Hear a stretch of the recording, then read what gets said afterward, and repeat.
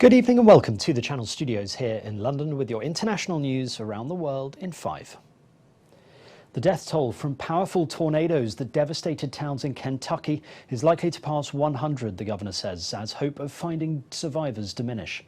Drone shots in the city of Mayfield show the sheer devastation left by the storms. In some areas, the mangled debris stretches as far as the eye can see. President Joe Biden has declared a major federal disaster in Kentucky and ordered federal aid to be made available to the hardest hit areas. We are still hoping as we move forward for some miracles to find more people and to hopefully have a lower death count than what we expect. I wish I understood why we've gotten hit with the pandemic, a historic ice storm, flooding, and now the worst tornado in our history, all in a span of 19 months.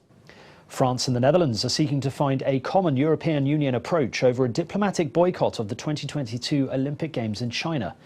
However, diplomats seen here talking in Brussels ahead of an EU Foreign Affairs Council say any decision is unlikely to be reached soon.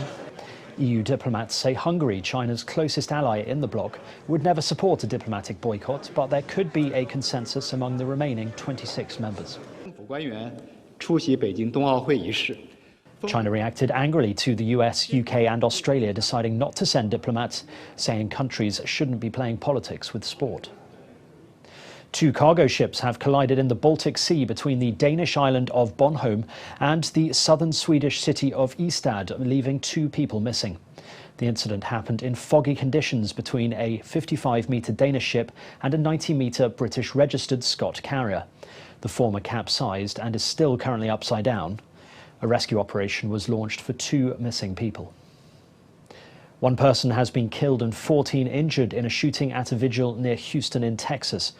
A large crowd had gathered for a celebration of life when a vehicle approached and someone in it opened fire. The sheriff said that of the 14 injured, 3 were in a critical condition.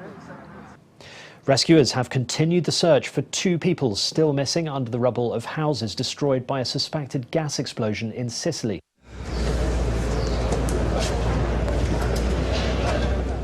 At least 7 people have now been confirmed dead following the blast. 2 people were pulled alive from the rubble on Sunday morning, but there's little hope for those still missing.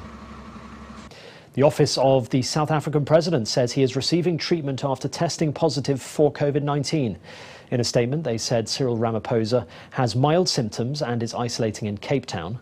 Thank you very much. You can stand for the president. Mr. Ramaphosa started feeling unwell on Sunday after attending the funeral of the former president F.W. de Klerk.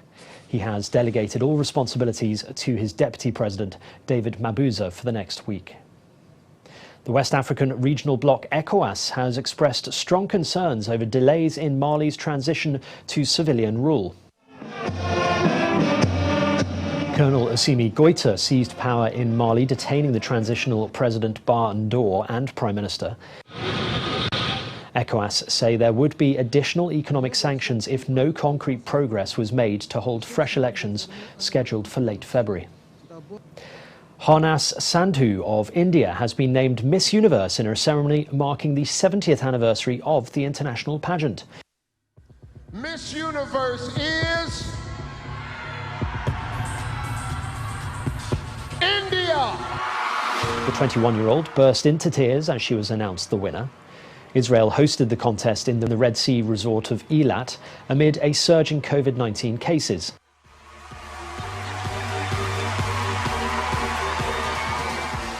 Sandhu urged people around the world to get vaccinated and help keep the borders open. And finally, a British strongman is on a mission to secure 100 world records by his 75th birthday in March. Dressed in a Santa outfit, John Evans has been breaking records for various head balancing feats for years. Here, balancing a chimney on his head, he has dozens of accomplishments that are recognised by the Guinness Book of World Records. In the process, he has raised more than £250,000 for charity. And that's your international news around the world in 5. Now back to the Channel Studios in Lagos.